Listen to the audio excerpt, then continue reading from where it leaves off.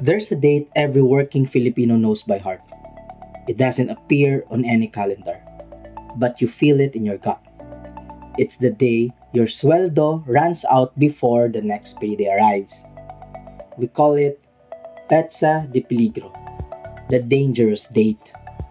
For millions of workers across the Philippines, Petsa de Peligro comes around the 25th, sometimes the 28th. And here's the uncomfortable truth I learned after years inside a bank. Petsa de Peligro has almost nothing to do with how much you earn.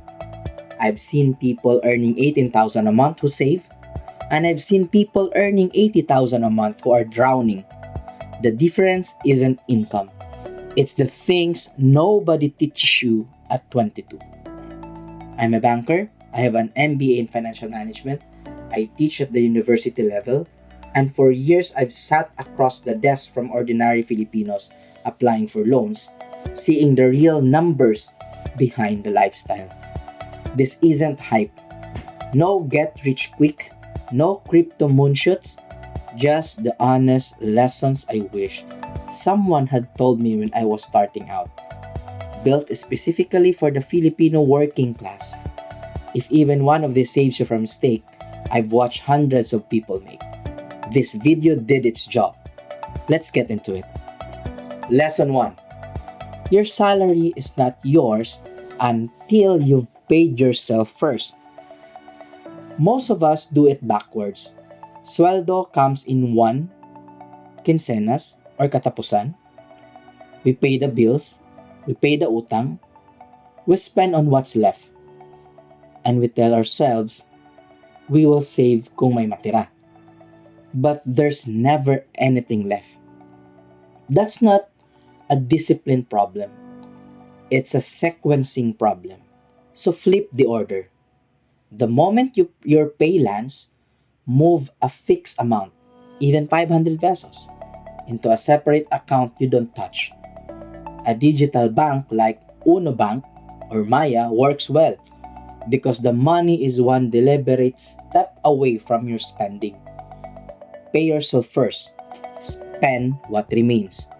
This one habit is the foundation of every financially healthy person I have ever met. Lesson 2. Understand what utang actually cost you.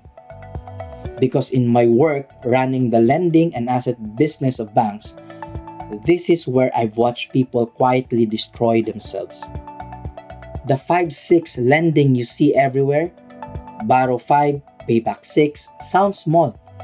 But that's 20% interest, often in a single month. Annualized, it can exceed 200%. Credit cards here charge around 3% a month, over 40% a year, if you only pay the minimum. Here's the mental model that changed everything for me. Interest is a machine.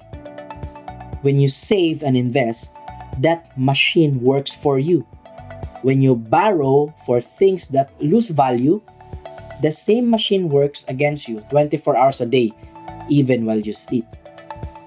Borrow for things that grow, education, a small business, sometimes a home. Never take on high interest debt for things that shrink. Lesson 3.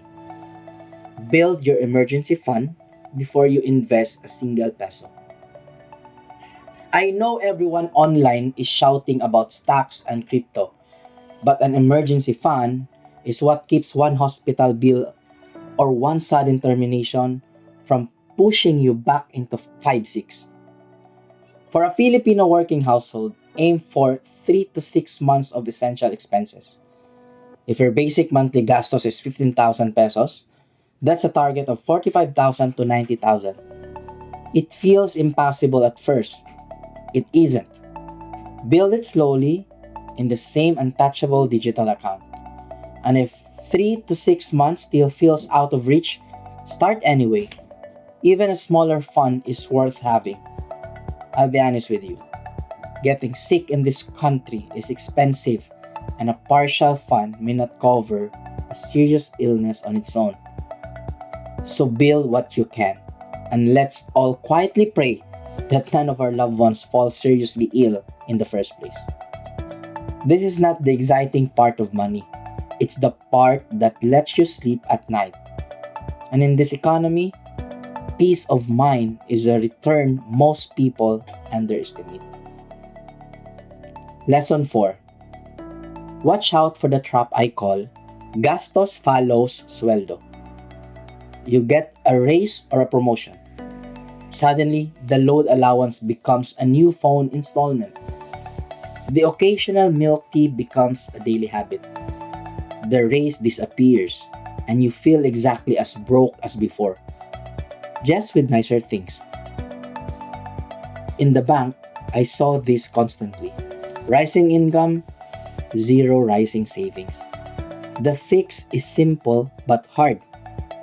When your income goes up, let your savings go up first before your lifestyle catches up.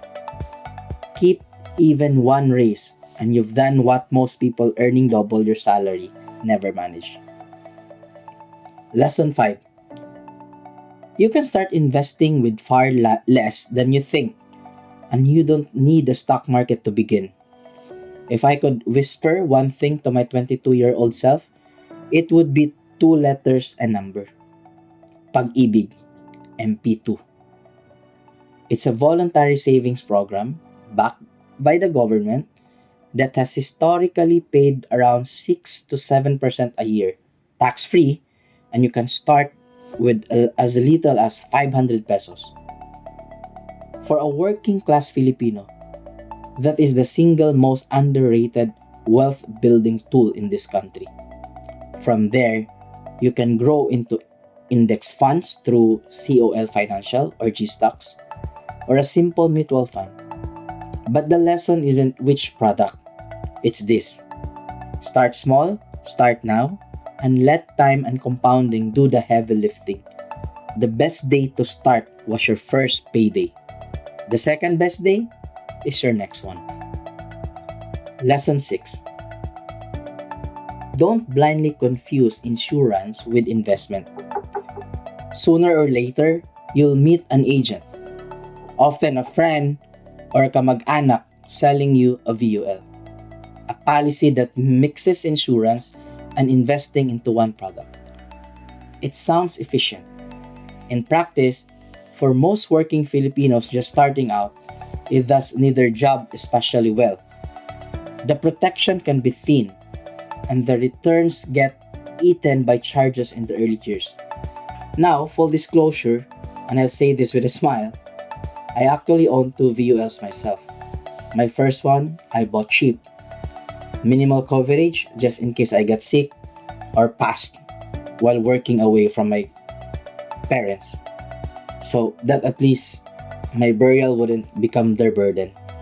The second came much later, once my net worth had grown and I genuinely needed a larger coverage beyond just illness or death. So I'm not anti-VUL. What I'm against is buying one blindly as your first and only investment. Get the order right, protection where you truly need it, investing where you get real growth, and always know which job each product is actually doing. This topic deserves its own deep dive, so I'll dedicate a whole separate video to how and when VULs really make sense. Your SSS, PhilHealth, and Pag-ibig already form a base. Build on that deliberately, not through whatever product someone is paid to sell you. And the last lesson is the one I didn't expect to matter most. Money is not really about money. I studied philosophy before I studied finance. And here is where the two meet. The Stoics said that wealth consists not in having great possessions, but in having few wants. I have sat across from people with big salaries and empty accounts, chasing a version of success designed by advertisers. And I have met people of very modest income with quiet, growing savings and genuine peace.